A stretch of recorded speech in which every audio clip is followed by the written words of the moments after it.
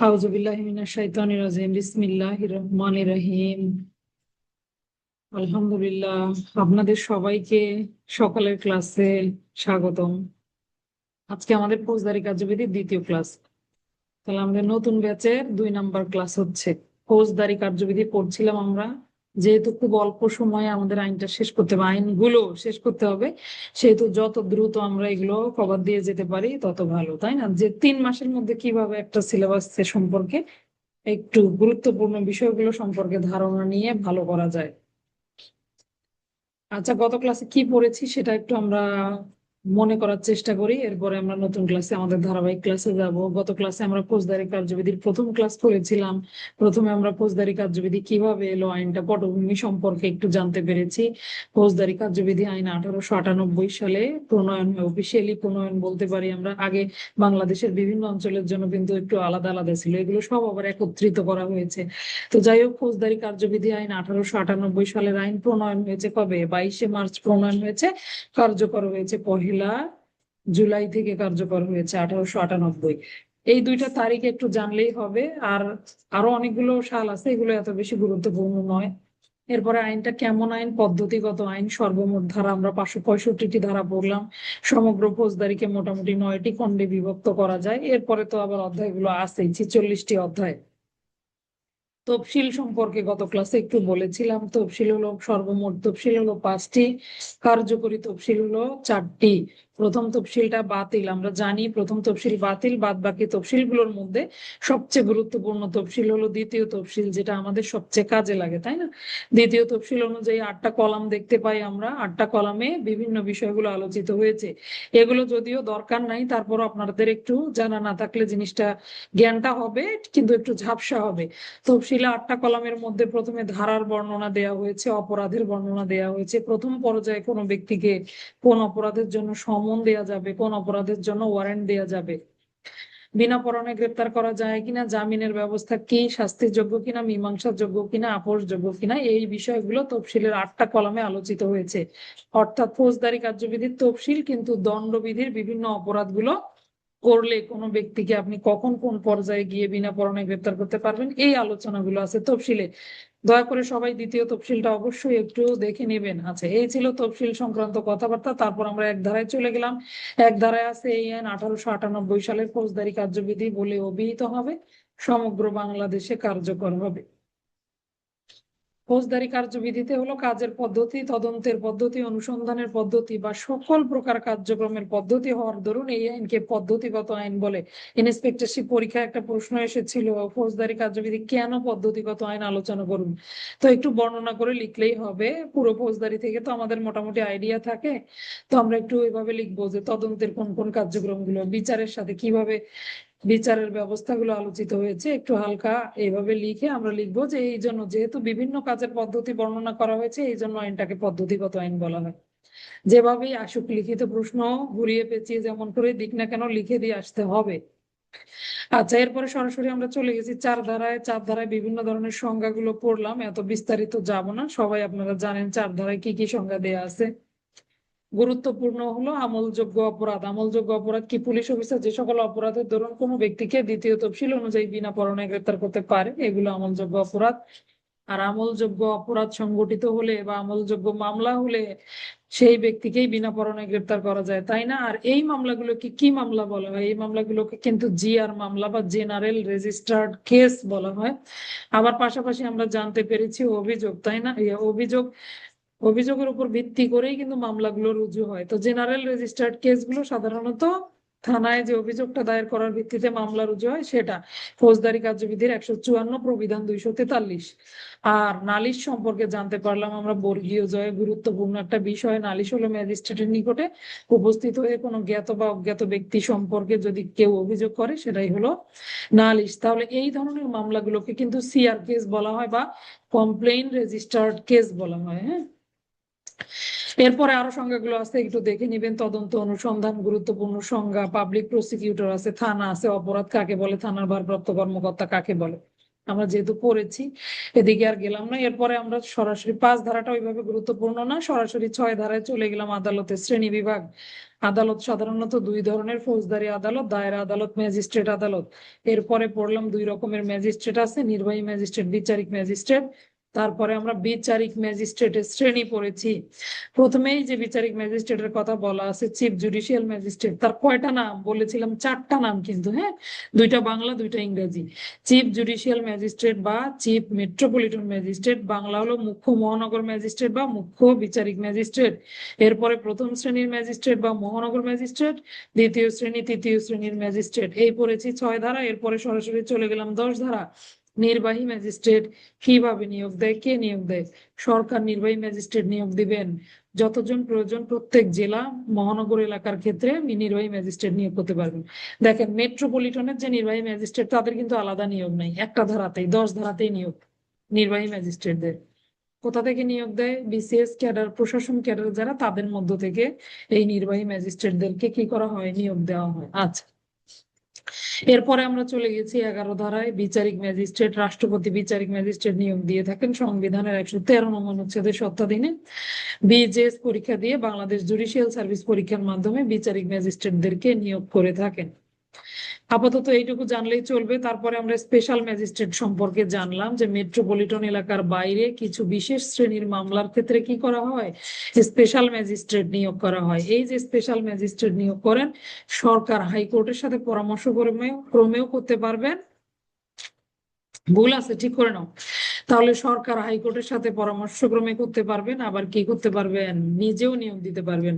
পুলিশের এএসপি থেকে তদন্ত পদমর্যাদার কর্মকর্তাকে যখন কি করা হয়, নির্বাহী ম্যাজিস্ট্রেট হিসেবে নিয়োগ দেওয়া হয়, তখন আমরা দেখি সরকার কিন্তু এটা সরাসরি নিয়োগটা দিতে পারেন। কখন দিয়ে থাকেন? বিশেষ শ্রেণীর মামলার ক্ষেত্রে, অপরাধ দমন, আইন শৃঙ্খলা রক্ষা, এই সমস্ত ইত্যাদি ক্ষেত্রে।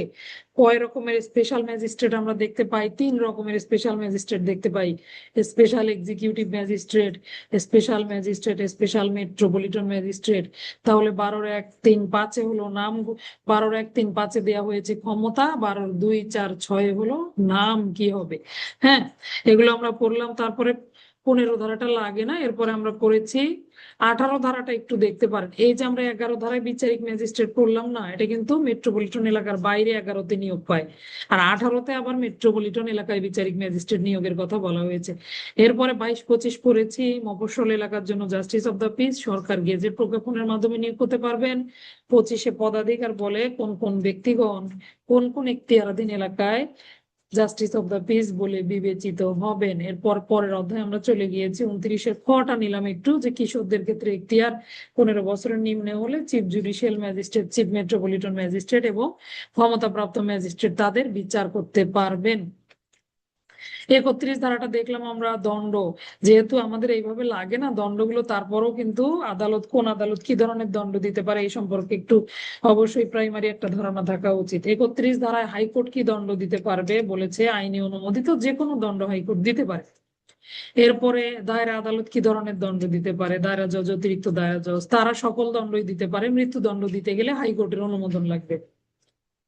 এরপরে বলেছে যুগ্ম দায়রা জজ কি ধরনের দণ্ড দিতে পারে? 10 বছর পর্যন্ত দণ্ড দিতে পারে, এছাড়া অন্য দণ্ডগুলো দিতে পারে না। 10 বছর সর্বোচ্চ দণ্ড দিতে পারবে।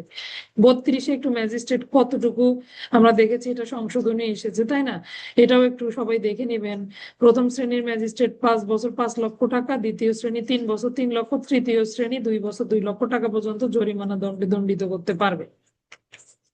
35-এর কটা একটু নিলাম, দণ্ডপ্রাপ্ত ব্যক্তি যদি আগে থেকেই জেল হাজতে থেকে থাকে, কারাবাসের সময়টা আবার বাদ দিয়ে দিতে হবে। এরপরে আমরা চলে গেছি 35-এর পরে সরাসরি আমরা 4 অধ্যায়ে চলে গেলাম, গ্রেপ্তার, পলায়ন এবং পুনরায় গ্রেপ্তার। দুঃখিত, জনসাধারণকে সংবাদ, জনসাধারণ পুলিশ এবং ম্যাজিস্ট্রেটকে সাহায্য করবে এবং সংবাদ দিবে। তো এখানে ধারা আছে মোটামুটি 4টা ধারা, 42 থেকে 45। প্রথমে পড়েছি 4টা কথা। কয়টা কথা বললাম? 4টা কথা। ধারা কি? 42-এর ক খ। তো 42-এর ক খ জানতে পারলাম গ্রেপ্তার কার্যকর করতে আসামির পলায়ন প্রতিরোধে জনসাধারণ পুলিশ এবং ম্যাজিস্ট্রেটকে সাহায্য করবেন। 42-এর ক। আর আইন শৃঙ্খলা রক্ষার্থে অর্থাৎ শান্তি ভঙ্গ দমনে এবং সরকারি সম্পত্তি ক্ষতির হাত থেকে রক্ষা করার জন্য সাহায্য করবেন। সাহায্য না করলে পেনাল কোডের 187-তে দণ্ডের ব্যবস্থা। কোন কাজে সাহায্য করবেন না? ফেরারি আসামির ঠিকানা খুঁজে দিতে, মামলার সাক্ষী সংগ্রহ করে দিতে। পুলিশ এবং নির্বাহী বা বিচারিক ম্যাজিস্ট্রেট, যে ম্যাজিস্ট্রেটই হোক না কেন, যুক্তিসঙ্গতভাবে সাহায্য দাবি না করলে বা সাহায্য দাবি অযৌক্তিক দাবি করলে সেখানে আবার জনসাধারণ সাহায্য করতে কিন্তু বাধ্য নয়। এরপরে 43 ধারাটা পড়লাম আমরা, যে গ্রেপ্তার যদি অন্য কোনো ব্যক্তি কার্যকর করে, পরোয়ানা কার্যকর করে, যে ব্যক্তি নিকটে থাকবে তারও দায়িত্ব হলো তাকে সাহায্য সহযোগিতা করা গ্রেপ্তারের। এই ছিল গ্রেপ্তার সংক্রান্ত বা এই আলোচনাগুলো 42-43। এরপরে 44-45 ধারাটা আমরা যদি খেয়াল করি, 44 ধারায়ও জনসাধারণ সংবাদ দেয়, 45 ধারায়ও জনসাধারণ সংবাদ দেয়, তাই না? তাহলে 44 আর 45-এর মূল পার্থক্য কোথায়? 44-এ সকল শ্রেণীর জনসাধারণের দায়িত্ব, আর 45-এ স্পেশালি যারা গ্রামের গণ্যমান্য ব্যক্তি, গ্রাম প্রধান, জমির মালিক, হিসাব নবিশ, তাদের দায়িত্ব। তাহলে 44-এ সকল জনসাধারণ পেনাল কোড অনুযায়ী বিভিন্ন যে অপরাধগুলো, বড় বড় অপরাধগুলো আছে এগুলো সম্পর্কে 35টি অপরাধ সম্পর্কে সংবাদ দিয়ে সাহায্য করবেন। আর 45 ধারায় আমরা দেখলাম গ্রাম প্রধান, হিসাব নবিশ, জমির মালিক, রাজস্ব আদায়কারী কর্মকর্তা থেকে শুরু করে অন্যান্য গুরুত্বপূর্ণ ব্যক্তিবর্গ তারা অনেকগুলো সংবাদ দিবে। কিরকম? তাদের গ্রামে যদি দুর্দান্ত প্রকৃতির চোরাই মালের গ্রাহক থাকে, ঠক ডাকাত পলাতক আসামি থাকে, পেনাল কোডের 143, 44, 47 এই ধারার অপরাধগুলো যদি সংঘটিত হয়, আবার 47 দাঙ্গা, এই ধরনের অপরাধ, দাঙ্গা এবং বেআইনি সমাবেশ সংক্রান্ত অপরাধ সংঘটিত হলে সংবাদ দিবে, অস্বাভাবিক সন্দেহজনক মৃত্যুর সংবাদ দিবে, বাংলাদেশের বাইরে কোনো অপরাধ করে বাংলাদেশে আসলে এই সংবাদগুলো দিবে, এবং কোনো ব্যক্তিকে যদি সংবাদ দেওয়ার জন্যই নিয়োজিত করা হয় তিনি ওই শান্তিভঙ্গ সম্পর্কিত সংবাদগুলো দিবেন। এই ছিল মোটামুটি 45 ধারা। এখান থেকে গুরুত্বপূর্ণ দুইটা পয়েন্ট গত ক্লাসে একটু বলা হয়নি, ও একটা বলেছিলাম, সেটা হলো ঘোষিত অপরাধী কাকে বলে। এটা তো আমরা জানলাম যে সরকার অথবা আদালত অথবা কর্তৃপক্ষ যদি কোনো ব্যক্তিকে অপরাধী বলে ঘোষণা করে, বিভিন্ন অপরাধ, ধরেন পেনাল কোডের বড় বড় যে সেকশন গুলো এগুলো দেয়া আছে, মানে 302 থেকে শুরু করে অনেকগুলো অপরাধ, এগুলো করার কারণে কিন্তু তাকে ঘোষিত অপরাধী বা অপরাধী বলে ঘোষণা করতে পারে। এটাই হলো ঘোষিত অপরাধী। এরপরে আমরা পর্ব 45-3, এই জায়গাটা একটু বাদ দিয়ে গেছিলাম, যে গ্রাম প্রধান কে নিয়োগ করে। এখানে একটা এমসিকিউ আছে, গ্রাম প্রধান নিয়োগ করবেন জেলা ম্যাজিস্ট্রেট। তাহলে গ্রাম প্রধান কে নিয়োগ করে, এরকম এমসিকিউ আসলে আমরা লিখবো গ্রাম প্রধান নিয়োগ করেন জেলা ম্যাজিস্ট্রেট। আচ্ছা, যতটুকু বললাম এর বাইরে আশা করি আল্লাহর রহম পড়া লাগবে না। এরপরও যদি কেউ চাপ নিয়ে পড়তে পারেন আলহামদুলিল্লাহ, যেহেতু অল্প সময়। হ্যাঁ, আজকে আমরা তাহলে কত ধারায় যাব? 4 অধ্যায়ে ঢুকবো আমরা আজকে। আমাদের পড়া হচ্ছে 4 অধ্যায়, গ্রেপ্তার, পলায়ন এবং পুনরায় গ্রেপ্তার সংক্রান্ত। ফৌজদারি কার্যবিধি 2025 সালের অধ্যাদেশ অনুযায়ী সংশোধন এসেছে, আপনারা জানেন। 46 ধারাকে ব্যাপক আকারে, 46 ধারা সংশোধন বললে ভুল হবে, 46-এর অনেকগুলো সংযোজন এসেছে।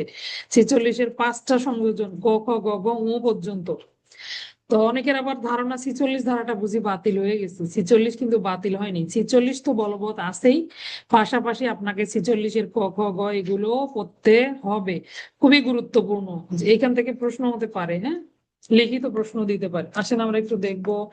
সর্বপ্রথম 46 ধারাটা দেখবো, গ্রেপ্তারের পদ্ধতি এবং গ্রেপ্তারে বাধা দান। শোনেন, যদি লিখিত প্রশ্ন আসে গ্রেপ্তার কাকে বলে, আপনি গ্রেপ্তার কাকে বলে এই ধরনের সুনির্দিষ্ট সংজ্ঞা ফৌজদারি কার্যবিধির কোথাও পাবেন না। তো গ্রেপ্তারের সংজ্ঞাটা যদি আসে আমরা এভাবে লিখবো, গ্রেপ্তারের সুস্পষ্ট কোনো সংজ্ঞা যদিও ফৌজদারি কার্যবিধিতে দেয়া হয়নি, তারপরও 46 ধারা পর্যালোচনায় আমরা বলতে পারি কোনো ব্যক্তিকে তার ব্যক্তি স্বাধীনতা হরণ করে আইনি হেফাজতে নেয়াকে গ্রেপ্তার বলে। আপনি আপনার মতো করে লিখতে পারেন। তো আপাতত আমরা এভাবে লিখবো, যেহেতু গ্রেপ্তার কাকে বলে ওইভাবে স্পষ্ট করা হয়নি, 46 ধারা থেকে আমরা একটা আইডিয়া পাই গ্রেপ্তারের। তো 2 নম্বরের প্রশ্ন যদি আসে যে গ্রেপ্তারের পদ্ধতি আলোচনা করুন, তাহলে শুধু 46 ধারা দিলেই এনাফ। বুঝতে পারলাম? যদি 2 নম্বরের প্রশ্ন আছে, 2 নম্বর মাত্র, তা 2 নম্বর দেয়া আছে প্রশ্নের ডান দিকে, খেয়াল করবেন অবশ্যই নম্বরের উপর ভিত্তি করে আমরা লিখবো গ্রেপ্তারের পদ্ধতি। শুধু 46 ধারা দিবেন, দিয়ে নিচে লিখবেন এই গ্রেপ্তার কার্যকর করার ক্ষেত্রে 47, 48, 49 এই ধারার বিধানগুলো প্রযোজ্য হবে। বুঝতে পারছি? একবারে 52, 53, 52 পর্যন্ত দিতে পারবেন। তাহলে আপনার 2 নম্বরের জন্য তো এত লেখার সুযোগ নাই, আছে সবগুলো ধারা লেখা যাবে যাবে না? আচ্ছা, তাহলে আমরা এভাবে লিখবো যদি 2 নম্বরের প্রশ্ন আসে। আসেন একটু দেখি 46 ধারায় কি বললো। প্রথমে বলেছে কথা বা কাজ দ্বারা আত্মসমর্পণ করা না গেলে ওই ব্যক্তির দেহ স্পর্শ করা যাবে। তাহলে আপনি এরকম কল্পনা করেন, আপনি গ্রেপ্তার করতে গেলেন, আপনি যদি বলেন ভাই আমার সঙ্গে থানায় চলেন, উনি যদি চলে আসলো তাহলে আপনার গ্রেপ্তার কার্যকর হয়ে গেল। কথা বা কাজ দ্বারা যখন আত্মসমর্পণ করবে না তখন আপনি তার শরীর স্পর্শ করতে পারবেন, 46-এর 1। 46-এ 2 বলেছে ওই ব্যক্তি যদি বলপূর্বক গ্রেপ্তারে বাধা দান করে বা গ্রেপ্তারে এড়ানোর চেষ্টা করে তাহলে কি করা যাবে? যে কোনো কৌশল অবলম্বন করা যাবে। এই যে কোনো কৌশলের মধ্যে কিন্তু অনেক কিছু পড়ে। আপনি জনসাধারণের সাহায্য নিতে পারবেন, তাকে ধাওয়া করতে পারবেন, অন্য কোনো উপায়েও তাকে গ্রেপ্তার কার্যকর করতে পারবেন। এই যে কৌশল, কৌশল বলতে কি কৌশল খাটাবে পুলিশ অফিসার, এটা কিন্তু পুলিশ অফিসারের সিদ্ধান্তের উপরে বর্তায়। তাহলে কোনো ব্যক্তি আইনানুগ ভাবে গ্রেপ্তার করতে গেল, তাকে যদি বাধা দেয় অথবা পলায়ন করার চেষ্টা করে, গ্রেপ্তার এড়ানোর চেষ্টা করে, বল প্রয়োগ করে, তাহলে তিনি সকল কৌশল অবলম্বন করতে পারবেন।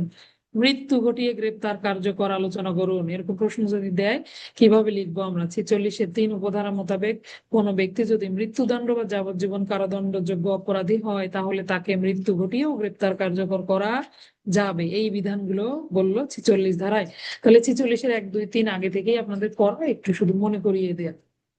তাহলে প্রথমে কথা বা কাজ দ্বারা আত্মসমর্পণ যদি করে তাহলে ভালো, না হলে তার শরীর স্পর্শ করা যাবে। এরপরে বল প্রয়োগ করে বা পলায়নের চেষ্টা করলে সকল কৌশল অবলম্বন করা যাবে। এরপরে আপনি মৃত্যুদণ্ডযোগ্য যাবজ্জীবন কারাদণ্ডযোগ্য অপরাধী ব্যতীত অন্য কারো গ্রেপ্তারের সময় মৃত্যু ঘটাতে পারবেন না। এই হলো 46-এর 1, 2, 3। এইবার আমরা আসল জায়গায় প্রবেশ করব, যেটা গুরুত্বপূর্ণ, পাশাপাশি একটু কঠিন লাগে আমাদের কাছে, যেহেতু হঠাৎ করে একটা সংযোজন আসছে, একটু তো কঠিন লাগবেই, তাই না?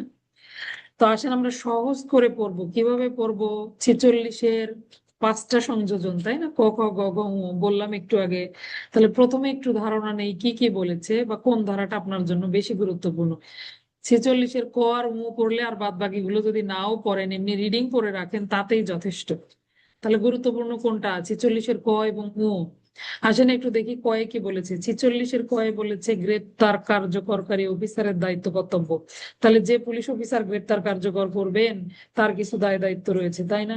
একটু আগে আমরা গ্রেপ্তারের পদ্ধতি বললাম 46 ধারায়, পরে এটাকে আবার বিস্তারিত করা হয়েছে যে গ্রেপ্তার কার্যকর করতে গেলে আপনি আসলে কি কি কাজগুলো করেন।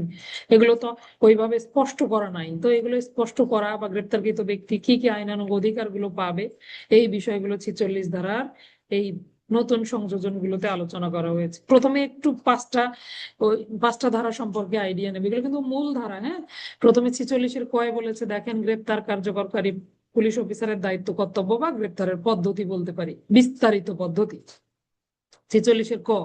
এরপরে 46-এর খ হলো পরিবারকে তথ্য প্রদান। 46-এর গ রেকর্ড পত্র সংরক্ষণ, আপনি যে গ্রেপ্তার করে নিয়ে আসলেন তার রেকর্ড রক্ষণাবেক্ষণ করতে হবে। 46-এর গ। 46-এর ঘয়ে বলেছে স্বাস্থ্য এবং নিরাপত্তার ব্যাপারটা আপনাকে খেয়াল রাখতে হবে। কে খেয়াল রাখবে আমরা দেখবো। এরপরে 46-এর মধ্যে বলেছে চিকিৎসার ব্যবস্থা। তাহলে কি কি শিখলাম? গ্রেপ্তার কার্যকরকারী অফিসারের দায়িত্ব 46-এর ক, পরিবারকে তথ্য প্রদান 46-এর খ, রেকর্ড সংরক্ষণ 46-এর গ। এভাবে ছোট ছোট করে নেন, ইনশাল্লাহ মনে থাকবে। রেকর্ড পত্র সংরক্ষণ 46-এর গ। স্বাস্থ্য এবং নিরাপত্তা, প্রথমে স্বাস্থ্য এবং নিরাপত্তা, এরপরে চিকিৎসা। তাহলে স্বাস্থ্য এবং নিরাপত্তা ঘ, চিকিৎসার ব্যবস্থা ও। 5টা লাইন হয়ে গেছে। আরেকবার, গ্রেপ্তার কার্যকরকারী কর্মকর্তার দায়িত্ব 46-এর ক, পরিবারকে তথ্য প্রদান 46-এর খ, রেকর্ড পত্র সংরক্ষণ 46-এর গ, স্বাস্থ্য এবং নিরাপত্তার দিকে খেয়াল রাখা 46-এর ঘ, চিকিৎসার ব্যবস্থা করা 46-এর ও। এইবার আসেন আমরা ডিটেলস পড়বো একটু। 46-এর ক থেকে 6টা লাইন পড়বো। কয়টা লাইন পড়বো? 6টা লাইন পড়বো। খুবই সহজ, যদি ক্লাসে মনোযোগ দেন ইনশাল্লাহ এখানেই হয়ে যাবে। 46-এর কয়ে বলেছে গ্রেপ্তার যে অফিসার কার্যকর করবেন তার কিছু দায় দায়িত্ব রয়েছে। কি দায় দায়িত্ব? তিনি অবশ্যই পুলিশ অফিসার কিনা আইডি কার্ডটা তাকে সঙ্গে রাখতে হবে। আমরা সংক্ষেপে পড়বো, আইডি কার্ড সাথে রাখবেন। দেখেন এখানে বলেছে একটি সঠিক এবং দৃশ্যমান স্পষ্ট পরিচয়পত্র বহন করবেন। তো এত বেশি তো বিস্তারিত লেখার আমরা সুযোগও পাবো না, এই জন্য আমরা এভাবে পড়বো যে সঙ্গে পরিচয়পত্র রাখবেন। যাকে গ্রেপ্তার করতে চাইলেন তিনি যদি আপনার গ্রেপ্তারে অস্বীকার করেন বা আপনি পুলিশ অফিসার, কিভাবে চিনবেন? প্রয়োজনে গ্রেপ্তার আইডি কার্ডটা তাকে দেখাবেন। তাহলে আইডি কার্ড নিয়ে 2 রকমের কথা বলেছে। প্রথমে আইডি কার্ড সাথে রাখবেন, আইডি কার্ডটা দেখাবেন। এরপরে কি করবেন? গ্রেপ্তার করে ফেললেন, এবার আপনাকে একটা মেমোরেন্ডাম তৈরি করতে হবে, এটাকে বলে মেমোরেন্ডাম অফ অ্যারেস্ট। এই যে অ্যারেস্টের মেমোরেন্ডাম আগে থেকেও ছিল, তো এবার একেবারে অফিসিয়ালি মেমোরেন্ডাম তৈরি করতে হবে 46-এর ক ধারার অধীনে। মেমোরেন্ডাম অফ অ্যারেস্টটা কি থাকবে আমরা এটা পরে যাচ্ছি। তাহলে আমরা জানলাম তৃতীয় কথা, আপনার উপধারা নেওয়ার দরকার নাই, 46-এর ক এর ভেতরে 6টা কথা আপনার মাথায় থাকলেই হবে। প্রথমে আইডি কার্ড সাথে রাখবে, আইডি কার্ডটা দেখাবে, এরপরে মেমোরেন্ডাম তৈরি করবে, গ্রেপ্তারের মেমোরেন্ডাম তৈরি করবে। এবার আসেন, এখতিয়ারাধীন এলাকার বাইরে গ্রেপ্তার করলে তার পরিবারের লোকজনকে একটু জানাতে হবে না? কত সময়ের মধ্যে জানাবেন? 12 ঘন্টার মধ্যে তার পরিবারের লোকজনকে জানাবেন। কোন ক্ষেত্রে? এখতিয়ারাধীন এলাকার বাইরে হলে এমনিতেও আপনাকে জানাতেই হবে, কারণ একটু পরেই আমরা জানবো পরিবারকে তথ্য দিতে হবে। পাশাপাশি যদি এখতিয়ারাধীন এলাকার বাইরে গ্রেপ্তার হয়, অবশ্যই তার পরিবারকে 12 ঘন্টার মধ্যে জানাতে হবে, 12 ঘন্টার বেশি দেরি করা যাবে না। আচ্ছা, এরপরে তিনি যদি অসুস্থ হন, তার চিকিৎসার ব্যবস্থা করতে হবে এবং তিনি আইনজীবীর সাথে তার সাক্ষাতের ব্যবস্থা করতে হবে। দেখেন, অসুস্থ হলে চিকিৎসার ব্যবস্থা এখানে বলা আছে, আবার আপনারা আলাদা করে চিকিৎসার ব্যবস্থা পাবেন, সেখানে আরো বিস্তারিত বর্ণনা। মোটামুটি 46-এর কয়ের ভেতরেই সবগুলো কথা বলা। আবার পরে তারা আরো বিস্তারিত বর্ণনা করেছে, নারী হলে কি করবেন, কোন চিকিৎসককে দেখাবেন, কাদের উপস্থিতিতে দেখাবেন, এই বিষয়গুলোই আলোচনা। তাহলে 46-এর কয়ে 6টা বিষয় আমরা কি কি জানলাম একটু মনে করি। প্রথমে আইডি কার্ড নিয়ে 2টা কথা, পরিচয়পত্র বহন করবেন, আইডি কার্ড সাথে রাখবেন, আইডি কার্ড দেখাবেন, প্রয়োজনে দেখাবেন। এরপরে কি? গ্রেপ্তারের মেমোরেন্ডাম তৈরি করবেন, পরিবারকে জানাবেন। 2টা কথা। আরো 2টা কথা নেন, বাইরে অসুস্থ হলে চিকিৎসার ব্যবস্থা করবেন, অসুস্থ হলে চিকিৎসার ব্যবস্থা করতে হবে, আইনজীবী নিয়োগের সুযোগ দিতে হবে বা আইনজীবীর সাথে সাক্ষাৎ। তাহলে 2টা করে পড়েন, তাহলে আরো সুবিধা হবে। প্রথমে আইডি কার্ড সাথে রাখবে, আইডি কার্ড দেখাবে, দেখতে চাইলে পরিস্থিতি সেরকম হলে আইডি কার্ডটা দেখাবে। গ্রেপ্তারের মেমোরেন্ডাম তৈরি করবে, এখতিয়ারাধীন এলাকার বাইরে হলে 12 ঘন্টার মধ্যে পরিবারকে জানাবে। চিকিৎসা আইনজীবী, চিকিৎসা আইনজীবী, তাহলে মেমোরেন্ডাম, পরিবারকে জানানো, চিকিৎসা আইনজীবীর সাথে সাক্ষাৎ। বুঝতে পারলাম 6টা বিষয়। আইডি কার্ড সাথে রাখবে, আইডি কার্ড প্রয়োজনে দেখাবে, মেমোরেন্ডাম একটা বানাবে, পরিবারকে জানাবে, চিকিৎসার ব্যবস্থা করবে, আইনজীবীর সাথে সাক্ষাৎ নিশ্চিত করবে। এই ছিল 46-এর কয়ের 6টা গুরুত্বপূর্ণ কথা। হ্যাঁ, ক্লাসের সময় 6টা, এটা একদম একদম 6টা, প্রতিদিন 6টায়। আল্লাহ যদি বাঁচিয়ে রাখে, আমি যদি সুস্থ থাকি, হেরফের হবে না ইনশাল্লাহ। আগেই উঠে যাই, অনেক আগে উঠে যাবো, সমস্যা নাই। আচ্ছা, এরপরে আর না উঠলে আপনারা ফোন দিবেন যে স্যার ক্লাসে আসলেন না কেন, অসুস্থ হতে পারি না। আচ্ছা, এদিকে যাব না। গ্রেপ্তারের মেমোরেন্ডাম, এবার আসেন আপনি একটু দেখি গ্রেপ্তারের মেমোরেন্ডাম আমরা কিভাবে তৈরি করব। গ্রেপ্তারের মেমোরেন্ডাম তৈরি করতে হলে এখানে অনেকগুলো ডাটা লিখতে হয়। আপনাদের কারো কাছে মেমোরেন্ডামের কপিটা থাকলে একটু দয়া করে গ্রুপে দিয়ে দিন, আমার কাছে ছিল, এখন খুঁজতে হবে। তো গ্রেপ্তারের মেমোরেন্ডাম আপনি তৈরি করলেন, কোন জায়গায় গ্রেপ্তার করলেন, কি অপরাধে গ্রেপ্তার করলেন, এগুলো তথ্য তো থাকবেই। পাশাপাশি অবশ্যই যে ব্যক্তিকে গ্রেপ্তার করলেন, সাক্ষীদের উপস্থিতিতে তাকে গ্রেপ্তার করতে হবে। দেখছেন বিষয়টা? তাহলে সাক্ষীদের উপস্থিতিতে গ্রেপ্তার কার্যকর করতে হবে এবং সাক্ষীদের মেমোরেন্ডামে সাক্ষীদের স্বাক্ষর নিতে হবে। কেউ নাই আশেপাশে, গ্রেপ্তার করে ফেলবেন, সমস্যা নাই, পরে যদি সাক্ষী পাওয়া যায় তাদের উপস্থিতিতে মেমোরেন্ডাম তৈরি করতে হবে সাক্ষীদের। মোট কথা, আপনার গ্রেপ্তারের মেমোরেন্ডামে সাক্ষীদের স্বাক্ষর থাকবে। 1 নাম্বার, সাক্ষীদের স্বাক্ষর থাকবে। যদি কোনো কারণে সাক্ষী আপনি খুঁজে না পান, আচ্ছা কয়জন সাক্ষী ওইভাবে বলা নাই, সাক্ষীদের স্বাক্ষর থাকবে। হ্যাঁ, ও আচ্ছা, আছে আছে, অবশ্যই একজন সাক্ষী থাকবে, একজন সাক্ষীর স্বাক্ষর নিতে হবে, কমপক্ষে একজন সাক্ষীর স্বাক্ষর নিতে হবে। আর গ্রেপ্তারের মেমোরেন্ডাম তৈরি করলে যদি কোনো সাক্ষী না পান, সব সময় সব পরিস্থিতিতে সাক্ষী থাকবে এমন তো নাও হতে পারে, যদি সাক্ষী না পান, সাক্ষী আপনি কেন পেলেন না এই কারণটা অবশ্যই লিপিবদ্ধ করতে হবে। তাহলে প্রথমে একজন সাক্ষীর স্বাক্ষর থাকবে, সাক্ষী না দিতে পারলে কারণ লিপিবদ্ধ করবেন। এবার আসামিরও একটু স্বাক্ষর নেন, আসামিরও স্বাক্ষর নিতে হবে। তাহলে গ্রেপ্তারের মেমোরেন্ডামে কোন কোন বিষয়গুলো উল্লেখ থাকে, একদম আপনি অপরাধের ধারা, আইনের বিবরণ, কি কারণে গ্রেপ্তার করছেন, এই সমস্ত তথ্য দেওয়ার পর লিখবেন। এই 3টা কিন্তু পয়েন্ট বাদ দেওয়া যাবে না, বাকি সব বাদ দিলে সমস্যা নাই। গ্রেপ্তারের মেমোরেন্ডাম 46-এর ক ধারা মোতাবেক গ্রেপ্তারের মেমোরেন্ডাম তৈরি করার সময় অবশ্যই একজন সাক্ষীর স্বাক্ষর নিতে হবে এবং গ্রেপ্তারকৃত ব্যক্তি স্বাক্ষর থাকবে। তাহলে 2টা স্বাক্ষর, আর যদি সাক্ষী না পান কারণ উল্লেখ করবেন, শেষ। এই ছিল মেমোরেন্ডাম সংক্রান্ত আলোচনা। আশা করি 46-এর কটা মাথায় ঢুকেছে। তাহলে 46-এর কয়ে বললো, একজন গ্রেপ্তার কার্যকরকারী অফিসার অবশ্যই পরিচয়পত্র স্পষ্ট এবং দৃশ্যমান স্থানে বহন করবেন, পাশাপাশি পরিচয়পত্রটা তিনি দেখাবেন যদি দেখতে চান। এরপরে গ্রেপ্তারকৃত ব্যক্তিকে মেমোরেন্ডাম তৈরি করবেন, মেমোরেন্ডামে কার কার সই থাকবে, সাক্ষীর সই থাকবে, গ্রেপ্তারকৃত ব্যক্তির সই থাকবে, সাক্ষী না পেলে কারণ উল্লেখ করবেন। এখতিয়ারাধীন এলাকার বাইরে গ্রেপ্তার করতে গেলে অবশ্যই 12 ঘন্টার মধ্যে পরিবার পরিজনকে জানাবেন, চিকিৎসার ব্যবস্থা করবেন, আইনজীবীর সাথে সাক্ষাতের ব্যবস্থা করবেন। তাহলে এভাবে ছোট ছোট করে নিলে ইনশাল্লাহ হয়ে যাবে। এরপরে আমরা যাবো 46-এর খ, পরিবারকে জানাতে হবে। পরিবারকে জানাতে হবে, এই কথাটা একটু আগে পড়লাম না আমরা, 46-এর ক এর ভিতরে পড়লাম। 4 নাম্বার পয়েন্ট, তো এটাই আবার বিস্তারিত করে দিয়েছে যে অবশ্যই গ্রেপ্তারের কারণটা আপনাকে উল্লেখ করতে হবে, পরিবারকে জানাবেন, পরিবারকে তথ্য প্রদান করবেন, গ্রেপ্তারের কারণ জানাতে হবে, কার তথ্যের উপর ভিত্তি করে আপনি আসামি গ্রেপ্তার করতে গেলেন এটা অবশ্যই আপনি পরিবারকে জানাতে হবে, কোন কর্মকর্তা কাকে খবর দিলেন। মনে করেন আমি নাসরিনকে গ্রেপ্তার করলাম, নাসরিনের পরিবারের সদস্য হলো জরিনা, অবশ্যই জরিনাকে আমাকে অবগত করতে হবে। আবার এটা আমি লিখে রাখবো, জেনারেল ডায়েরিতে এগুলো নোট হবে, আমি কাকে জানিয়েছি, আমারও তো জবাবদিহিতা আছে, বা আমারও আত্মপক্ষ সমর্থনের ব্যাপার আছে, এগুলো পুলিশ কর্মকর্তা লিখবেন এবং জানাবেন। যদি আমার হেফাজতে থাকে এটাও আমি জানাবো যে আপনার অপরাধী বা আপনার যে অভিযুক্ত ব্যক্তি আপনাদের পরিবারের সদস্য, তিনি এখন বর্তমানে আমার হেফাজতে রয়েছেন। এই বিষয়গুলোই বলছে যে থানার জেনারেল ডায়েরিতে লিখতে হবে। এখতিয়ারাধীন এলাকার বাইরে যদি গ্রেপ্তার করতে যান, ওই থানার ওসিকেও একটা মেমোরেন্ডামের কপি দিয়ে আসতে হবে।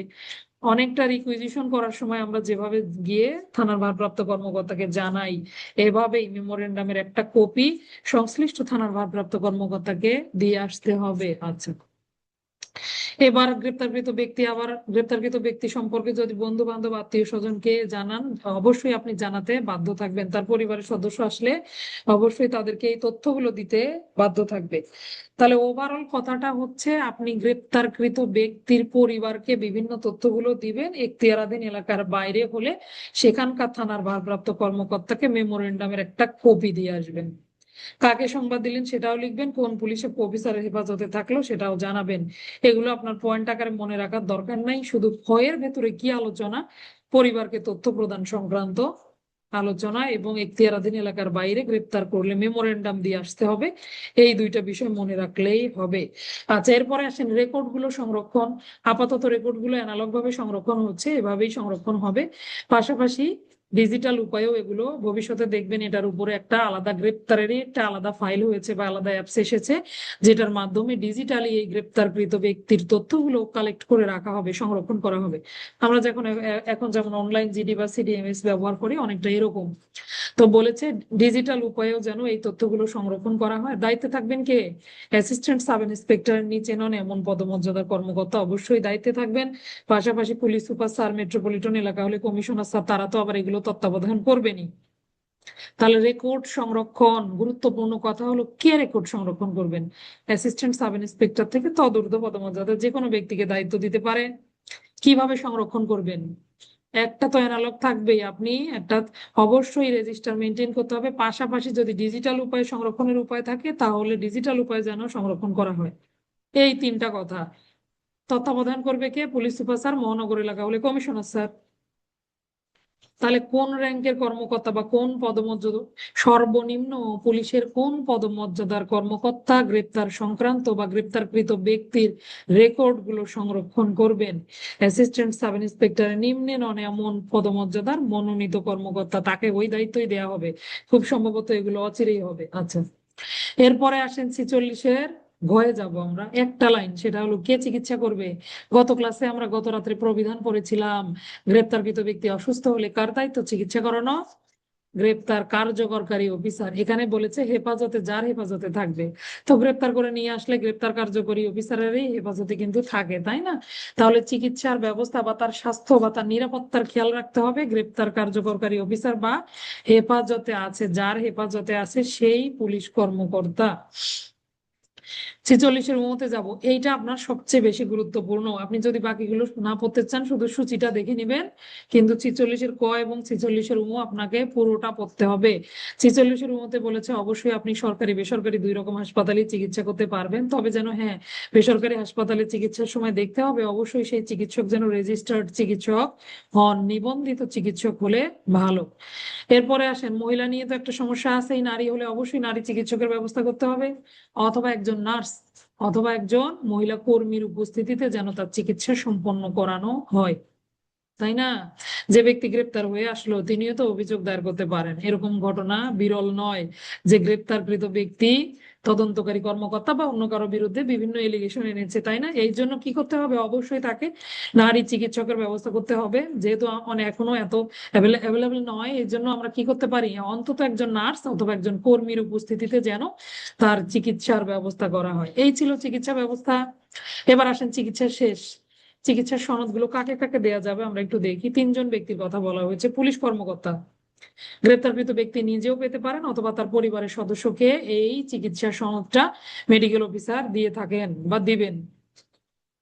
এবার আসেন গুরুতর অসুস্থ ব্যক্তির ক্ষেত্রে চিকিৎসার ব্যবস্থা। তিনি এতটাই অসুস্থ যে হাসপাতাল পর্যন্ত তাকে আপনি টানা হেঁচড়া করতে পারবেন না, আনা নেওয়া করা তার জন্য হুমকি স্বরূপ বা বিপজ্জনক। তখন আপনি একটু ম্যাজিস্ট্রেট বরাবর একটা চিঠি লেখেন, লিখলে পরে ম্যাজিস্ট্রেটের অনুমোদন সাপেক্ষে ইলেকট্রনিক ভিডিও লিঙ্কেজের মাধ্যমে আপনি কি করতে পারবেন, ডাক্তারের সাথে ওই ব্যক্তির, অসুস্থ ব্যক্তির কনভারসেশন করিয়ে দিতে পারবেন। সোজা কথা, ভিডিও কলের মাধ্যমে চিকিৎসা গ্রহণ করা যাবে। তবে কার অনুমোদন লাগবে? অবশ্যই ম্যাজিস্ট্রেটের সন্তুষ্টি সাপেক্ষে। এই ছিল চিকিৎসার ব্যবস্থা। খুব কি কঠিন লাগলো বলেন? আমার কাছে তো মনে হয় সহজেই লাগলো, কিন্তু শুধু কোন ধারার ভেতরে কি কথা বলেছে এইটুকু মাথায় রাখতে হবে। এই ধারার ভেতরে যে কি কি কথা বললো এগুলো একবার রিডিং পড়লে কি মাথায় থাকে না? এই কাজগুলো তো আমরা করি করি না? কিন্তু মাথায় থাকে না কি কোন ধারার ভেতরে কোন কথাটা বলা। এই জন্য আপনাকে একটু বারবার বারবার এগুলো রিভিশন করতে হবে। আসেন আরেকবার একটু পড়ি। 46-এর কয়ে কি পড়লাম? গ্রেপ্তারকারী কর্মকর্তার দায় দায়িত্ব, তিনি কি কি কার্যক্রমগুলো সম্পন্ন করবেন। 46-এর খ, পরিবারকে তথ্য প্রদান এবং এখতিয়ারাধীন এলাকার বাইরে যদি গ্রেপ্তার করে মেমোরেন্ডাম প্রদানের পদ্ধতি। 46-এর গ, রেকর্ড পত্রগুলো সংরক্ষণ। একটু ছোট ছোট করে লিখে রাখবেন তাহলে সুবিধা, সংক্ষেপে একবার দেখলেই মাথায় চলে আসে। রেকর্ড পত্র সংরক্ষণ, অ্যাসিস্ট্যান্ট সাব ইন্সপেক্টর পদমর্যাদার নিচে নয় এমন কর্মকর্তা রেকর্ড গুলো সংরক্ষণ করবেন। কমিশনার স্যার এবং জেলা দুঃখিত, পুলিশ সুপার স্যার তারা তত্ত্বাবধান করবেন। আর বলেছে অচিরেই ডিজিটাল রেকর্ডের মাধ্যমে যদি সংরক্ষণের ব্যবস্থা থাকে তাহলে ডিজিটালি এই রেজিস্টারটা সংরক্ষণ করতে হবে। এরপরে স্বাস্থ্য এবং নিরাপত্তা কে দিবেন? গ্রেপ্তার কার্যকরকারী অফিসার অথবা যার হেফাজতে আছেন তিনি স্বাস্থ্য এবং নিরাপত্তা প্রবিধান 312, 321 ব্যবহার করতে পারবেন, কোনো সমস্যা নাই। আচ্ছা, এরপরে 46-এর পড়লাম চিকিৎসার ব্যবস্থা। অবশ্যই সরকারি হাসপাতালে চিকিৎসা করাতে হবে, অন্তত যেন নিবন্ধিত হাসপাতাল বা নিবন্ধিত চিকিৎসকের নিকটে নিয়ে যাওয়া হয়। চিকিৎসা দিলেন অবশ্যই নারী হলে নারী চিকিৎসক থাকলে ভালো, না থাকলে একজন নার্স বা নারী কর্মীর উপস্থিতিতে চিকিৎসার ব্যবস্থা করতে হবে।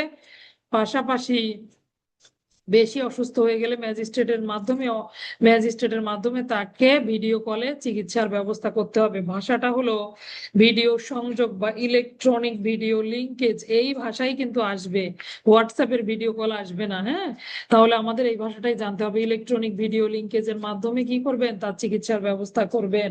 এই ছিল সামগ্রিকভাবে 46-এর ক থেকে 46-এর ও। একটু 46-এর কটা কে বলবেন? একটু শুনি, একজনের কাছে শুনি, তারপরে একটু পরের ধারায় যাই, না হলে তো আত্মাটা শান্তি পাচ্ছে না যে বুঝলেন কিনা। হাত তোলেন তো যে স্যার আমি বলি একটু। কে বলবেন? 46-এর ক থেকে পর্যন্ত বলেন।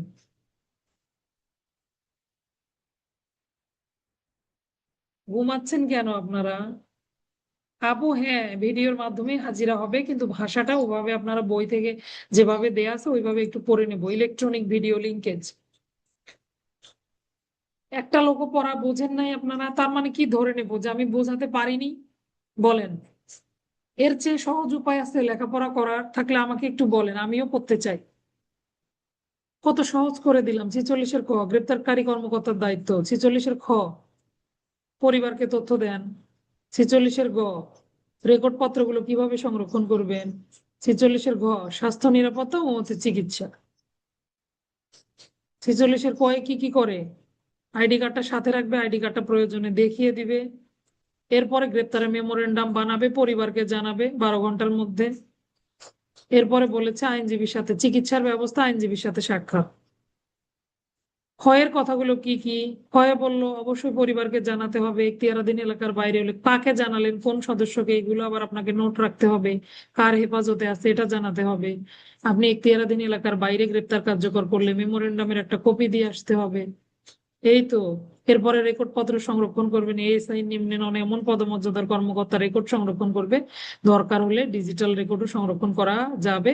তত্ত্বাবধান করবেন পুলিশ সুপার স্যার অথবা কমিশনার স্যার। নিরাপত্তা দিবেন কে?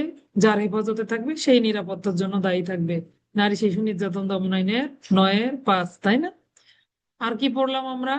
শেষে পড়লাম চিকিৎসার ব্যবস্থা। সরকারি হাসপাতাল হলে ভালো, নিবন্ধিত চিকিৎসক হতে হবে, নারী হলে নারী চিকিৎসক অথবা নার্স অথবা রেজিস্টার্ড অথবা কোনো মহিলা কর্মী তাকে সেখানে উপস্থিত থাকতে হবে। বেশি অসুস্থ হলে ভিডিও কলের মাধ্যমেও হাজিরা নেওয়া যাবে।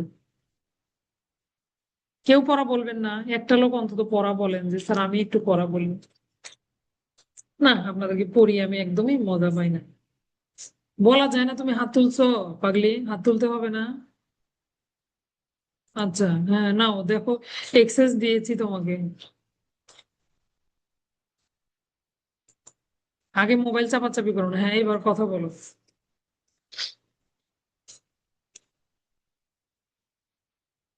জরিনা বলো, শোনা যাচ্ছে না কিছু।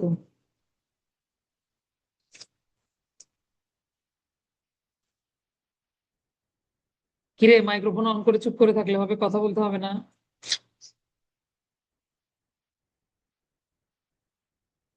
ছ্যাঃ, ঘুমাইতেছি।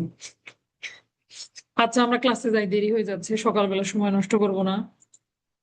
রাবে আপু এতক্ষণে বলতেছেন আমি কেন? পড়া বলার আগে হাত উঠবে। হুম, নেন। আসসালামু আলাইকুম। ওয়ালাইকুম আসসালাম রহমতুল্লাহ।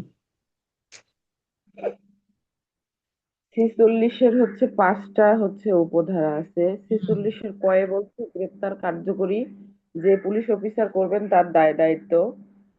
তিনি পরিচয়পত্র সঙ্গে রাখবেন, পরিচয়পত্র বা আইডি কার্ড সাথে রাখবেন, যদি প্রয়োজন হয় তাহলে দেখাতেও পারবেন, দেখাবেন। মেমোরেন্ডাম স্বাক্ষর গ্রেপ্তারে। গ্রেপ্তারের মেমোরেন্ডাম তৈরি করবেন, সেখানে আসামির নাম, বয়স, সাক্ষীদের উপস্থিতি থাকতে হবে, সাক্ষীদের স্বাক্ষর নিতে হবে, একজন সাক্ষীর স্বাক্ষর নিতে হবে, যদি সাক্ষী না থাকে তাহলে তার কারণ উল্লেখ করতে হবে। এখতিয়ারধীন এলাকার বাইরে হলে তার পরিবারকে খবর দিতে হবে 12 ঘন্টার মধ্যে। আর অভিযুক্ত ব্যক্তি যদি অসুস্থ হয় তাহলে তার চিকিৎসার ব্যবস্থা করতে হবে, আইনজীবীর সাথে দেখা করার সুযোগ দিতে হবে। এটা 46-এর ক। 46-এর ক্ষয়ে মানে তো পারিবারিক যে তথ্যগুলা এগুলো সংরক্ষণ করবেন। না না, পারিবারিক তথ্য ওগুলো দিবে তার হ্যাঁ। পরিবারের লোকদের কাছে। হুম। হ্যাঁ, গ্রেপ্তারকৃত ব্যক্তি তার আত্মীয় স্বজনকে জানাবে। আর এখতিয়ারধীন এলাকার বাইরে হলে গ্রেপ্তারের যে মেমোরেন্ডাম তার এক কপি দিতে হবে। 46-এর গয়ে রেকর্ড পত্রগুলা সংরক্ষণ করবেন এএসআই পদমর্যাদার একজন পুলিশ অফিসার। আর এগুলোর তত্ত্বাবধান করবেন commissioner sir, police super sir. 46-এর ঘয়ে বলছে স্বাস্থ্য ও নিরাপত্তার নিশ্চিত করবেন, সেটা যে ব্যক্তির হেফাজতে থাকবে, যে অফিসারের হেফাজতে থাকবে তিনি স্বাস্থ্য ও নিরাপত্তা নিশ্চিত করবেন। 46-এর উমতে বলছে যে গ্রেপ্তারকৃত ব্যক্তি যদি অসুস্থ হয় তাহলে তার চিকিৎসার ব্যবস্থা করতে হবে সরকারি হাসপাতালে। যদি সেটা বেসরকারি হাসপাতাল হয় তাহলে নিবন্ধিত রেজিস্ট্রিকৃত হাসপাতালে চিকিৎসা করাতে হবে। আর অসুস্থ ব্যক্তি যদি নারী হয় তাহলে একজন নারী চিকিৎসক দ্বারা চিকিৎসা করাতে হবে, যদি নারী না থাকে তাহলে একজন নারী নার্স অথবা নারী কর্মীর দ্বারা চিকিৎসা করাতে হবে। আর সে যদি গুরুতর অসুস্থ হয় তাহলে ইলেকট্রিক ভিডিও লিঙ্কেজের মাধ্যমে ম্যাজিস্ট্রেটের সাথে সাক্ষাৎ করে চিকিৎসার ব্যবস্থা করাতে হবে। ম্যাজিস্ট্রেটের কাছে অনুমতি নিবে, ডাক্তারের সাথে সাক্ষাৎ হবে, বুঝছেন? ও আচ্ছা। তো ম্যাজিস্ট্রেটের হ্যাঁ, অনুমতি ছাড়া তো আমরা কিছু করতে পারি না, এই জন্য ম্যাজিস্ট্রেটের অনুমোদন সাপেক্ষে ডাক্তার অনেক সুন্দর করে বলছে, মাশাল্লাহ। কিন্তু পড়া ধরে রাখতে পারেন না তো, পড়াগুলো ধরে রাখতে হবে, হ্যাঁ। আচ্ছা, এটা যেন থেকে যায়, এটা রিভিশন না দিলে হবে না বলেন? দ্রুত এই যে পড়ে ফেললেন, সুন্দর একদম মাথায় ঢুকলো, কিন্তু আপনি যদি এটা দ্বিতীয়বার আর খুলে না দেখেন তাহলে কিভাবে হবে বলেন? একটু সময় দিতে হবে, এর পিছনে একটু সময় দেন। 1 ঘন্টা, আমি ক্লাসের পরে 1 ঘন্টা একটু দেখেন, বা বিকালে একটু সময় পেলে দেখেন। সবাই একটু 2টা মাস মোবাইল একটু কম চালাই, হ্যাঁ। আপনাদের না, আমিও আমার জন্য বলতেছি, পরীক্ষাটা শেষ হোক তারপর আমরা মোবাইল দেখবো ইনশাল্লাহ। তখন একবারে সিরিয়ালের এই মাথা থেকে ও মাথা দেখে শেষ করব। আসেন আমরা একটু 53 ধারা পর্যন্ত পড়ে ফেলবো, আগামী ক্লাসে আমরা 54 ধারাটা যেহেতু সংশোধিত, এটা আমার মাথায় একসাথে ঢুকাই দিলে একটু প্যাচ লেগে যাবে। 53 পর্যন্ত একটা পড়ে ফেলবো।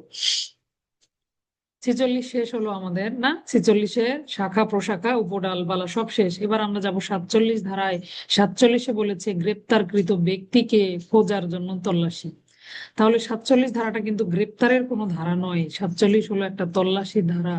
গ্রেপ্তারকৃত ব্যক্তি, যাকে আপনি গ্রেপ্তার করতে গেলেন, তিনি যদি কোনো আবদ্ধ স্থানে প্রবেশ করেন, তাকে আপনি তল্লাশি করার জন্য সেখানে প্রবেশ করতে পারবেন, তার পিছু পিছু অনুসরণ পূর্বক সেখানে গিয়ে তল্লাশি করতে পারবেন। তো তল্লাশি করার আগে কিছু নিয়ম আছে, যেমন বাড়ির মালিকের অনুমতি নিতে হবে এবং 47 ধারার বিধান অনুযায়ী বাড়ির মালিক আপনাকে সকল প্রকার যুক্তিসঙ্গত সাহায্য সহযোগিতা করবেন। তাহলে 46 ধারা কিসের ধারা? এটা কিন্তু তল্লাশির ধারা। মূলত 46 হলো যে ব্যক্তিকে গ্রেপ্তার করবেন তিনি যদি কোথাও প্রবেশ করে ওইখানে আপনি কিভাবে তল্লাশি করবেন, তল্লাশির কার্যক্রমের ধারা কিন্তু 47। তাহলে তল্লাশির ক্ষেত্রে আমরা 47 ধারা কেন ব্যবহার করি না? কারণ এটা গ্রেপ্তারের ক্ষেত্রে তল্লাশি, এটা অন্য কোনো তল্লাশি না। আপনি কোনো মালামাল খুঁজতে গেলেন, এই তল্লাশির বিধান তো 102, 3, 280 বর্ণিত আছেই। কিন্তু এটা কোন তল্লাশি? কোনো ব্যক্তি, গ্রেপ্তারকৃত ব্যক্তি যদি পলাতক হন অথবা কোথাও লুকিয়ে পড়েন, সেই স্থান, আবদ্ধ স্থান তল্লাশির জন্য কি পদ্ধতি বা নিয়ম।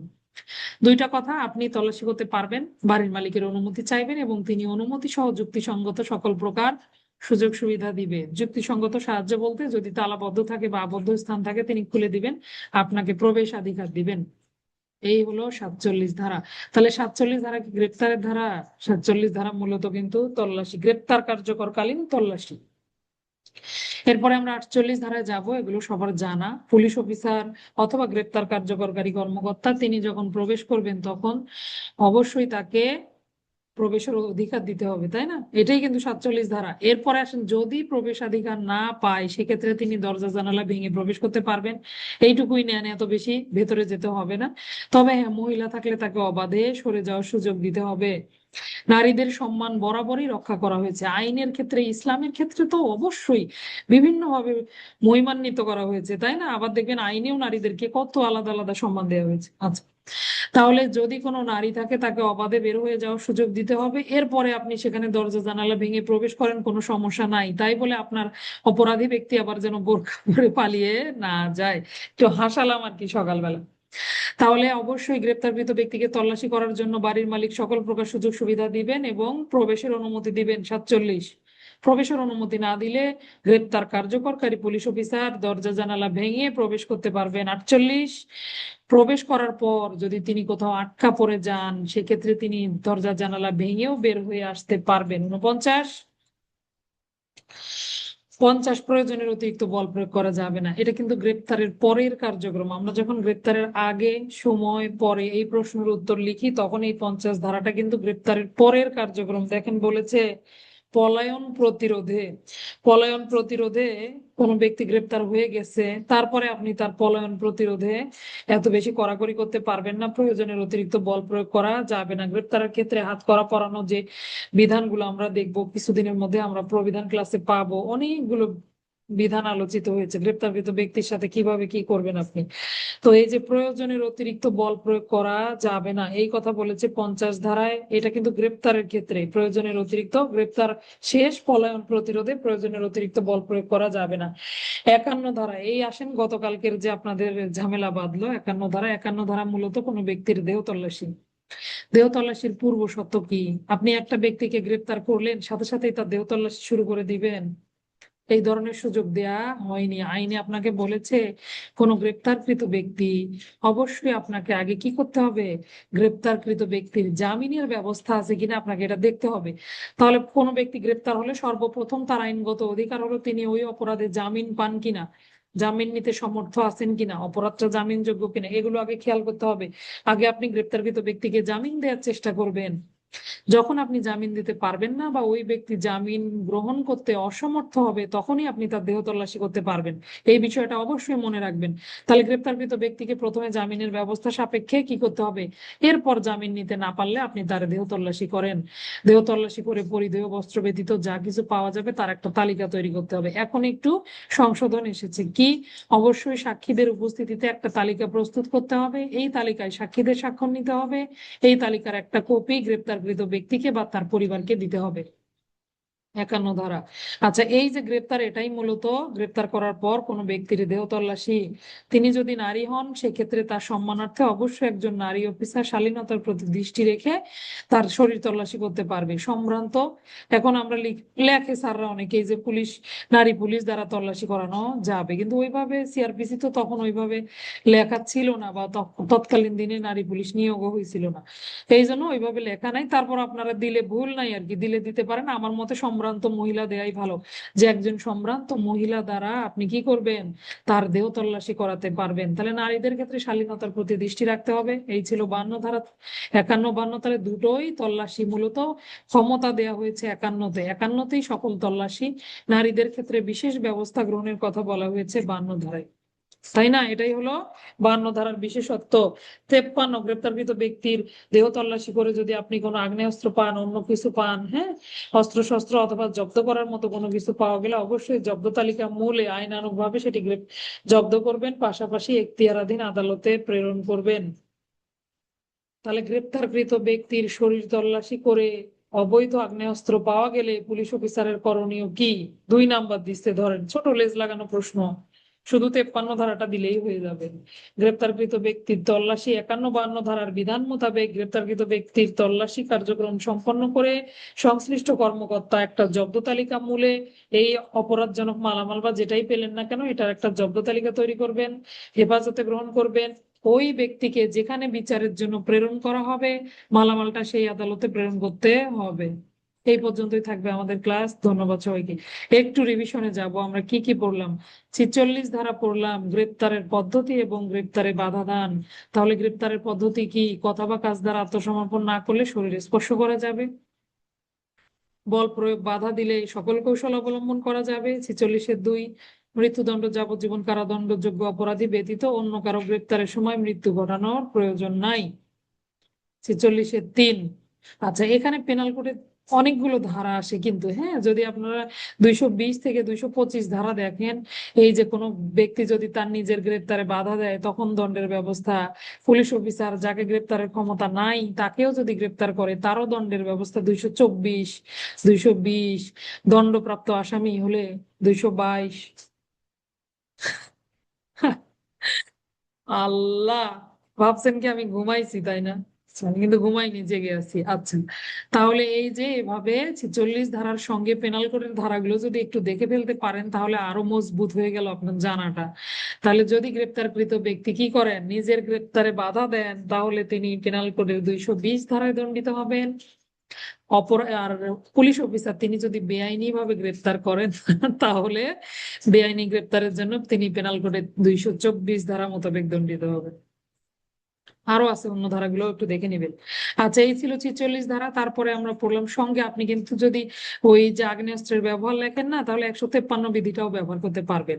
ওই যে আগ্নেয়াস্ত্র ব্যবহারের মাধ্যমে আপনি কোনো অপরাধী ব্যক্তির মৃত্যু ঘটিয়েও গ্রেপ্তার কার্যকর করতে পারবেন, এই ক্ষমতাও আইনে দেওয়া হয়েছে। আচ্ছা, এরপরে আমরা 46-এর নতুন সংযোজনটা খেয়াল করব। প্রথমে বলেছে 46-এর ক, গ্রেপ্তারকারী কর্মকর্তার দায়িত্ব। 46-এর খ, পরিবারকে তথ্য প্রদান। 46-এর গ, রেকর্ড পত্রগুলো সংরক্ষণ। 46-এর ঘ, স্বাস্থ্য এবং নিরাপত্তা ও চিকিৎসার ব্যবস্থা।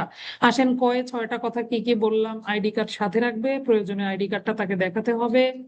গ্রেপ্তারকৃত ব্যক্তির মেমোরেন্ডাম প্রস্তুত করতে হবে। মেমোরেন্ডামে 3টা কথা, দুই পাশে 2টা সই, একটা হলো সাক্ষীর সই, একটা হলো গ্রেপ্তারকারী ব্যক্তির সই। মাঝখানে বলা আছে যদি সাক্ষী খুঁজে না পান, কেন পেলেন না, কি পরিস্থিতি, কারণ উল্লেখ করতে হবে।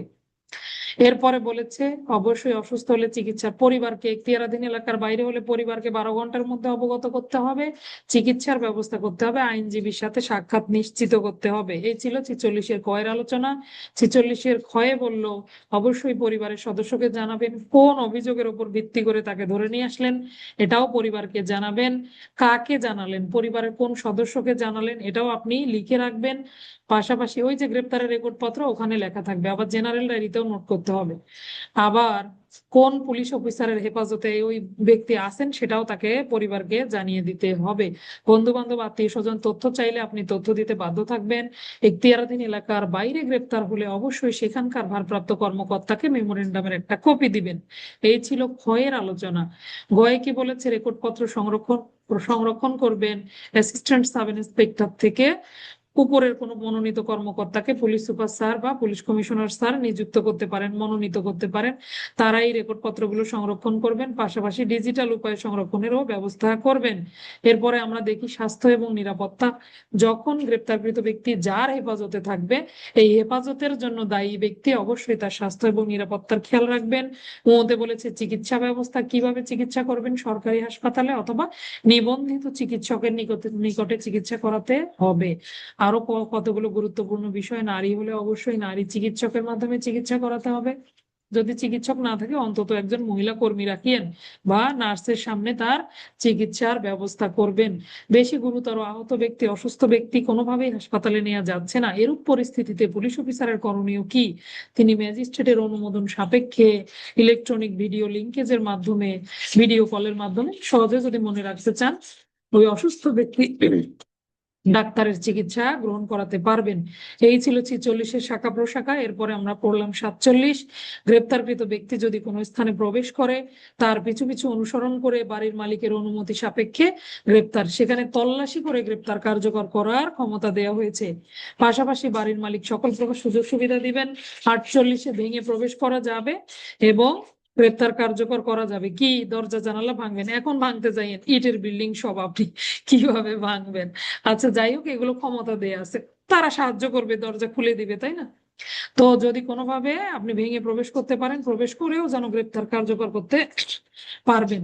এরপরে বলেছে যদি আপনি নিজে আটকা পড়ে যান তাহলে কি ব্যবস্থা। 49, 50-এ আপনি গ্রেপ্তার কার্যকর করা হয়ে গেল, ওই ব্যক্তির পলায়ন প্রতিরোধে এমন দড়ির বাঁধন দিলেন জায়গায় শেষ না, এরকম করা যাবে না। আপনার পলায়ন প্রতিরোধে, বৃদ্ধ খুবই অসুস্থ মানুষ, আপনি বুঝতেই পাচ্ছেন, তাকে হালকা করে একটু বেঁধে কোনোভাবে নিয়ে আসলেন, দড়ি যদি থাকে দড়ি দিয়ে বাঁধলেন, হ্যান্ডকাপ থাকলে তো হ্যান্ডকাপ পরিয়ে ফেললেন। এগুলো হ্যান্ডকাপের ব্যবহার করবো, তখন শিখবো আমরা। তো এই গ্রেপ্তার করার জন্য গ্রেপ্তারের পর প্রয়োজনের বেশি বল প্রয়োগ করলেন না। 50 ধারা 51-তেই শরীর তল্লাশি, সে গ্রেপ্তারকৃত ব্যক্তি যেই হোক না কেন, 51-তে মূলত দেহ তল্লাশির ক্ষমতা দেওয়া হয়েছে। নারীদের ক্ষেত্রে নারী অবশ্যই তাকে তল্লাশি করবেন, প্রয়োজনে সম্ভ্রান্ত মহিলা দ্বারাও তল্লাশি করা যাবে, 52 ধারা। এরপরে 53-তে বলেছে গ্রেপ্তারকৃত ব্যক্তিকে তল্লাশি করার পর যে আপনি অস্ত্রশস্ত্র বা অন্য কিছু পান, জব্দ তালিকা তৈরি করে ম্যাজিস্ট্রেটের নিকটে প্রেরণ করবেন। কোন ম্যাজিস্ট্রেট? সেই ম্যাজিস্ট্রেটের নিকটে যার নিকটে ওই ব্যক্তিকে আপনি হাজির করবেন। তাহলে আমরা চালান করি না, আমরা পড়েছি না 24 ঘন্টার মধ্যে গ্রেপ্তারকৃত ব্যক্তিকে আদালতে প্রেরণ করতে হবে। বাংলাদেশ সংবিধান তাকে এই অধিকারটা দিয়েছে, পুলিশ অফিসারের জন্য নির্দেশনা 33 নং অনুচ্ছেদ, তাই না? ফৌজদারি কার্যবিধি 61 ধারা। তো এই যে এই 24 ঘন্টার মধ্যে আপনি আদালতে সোপর্দ করবেন, যে আদালতে, সেই আদালতে আপনি এই মালামালটাও জমা দিবেন। এই পর্যন্তই থাকবে। ধন্যবাদ সবাইকে। আসসালামু আলাইকুম।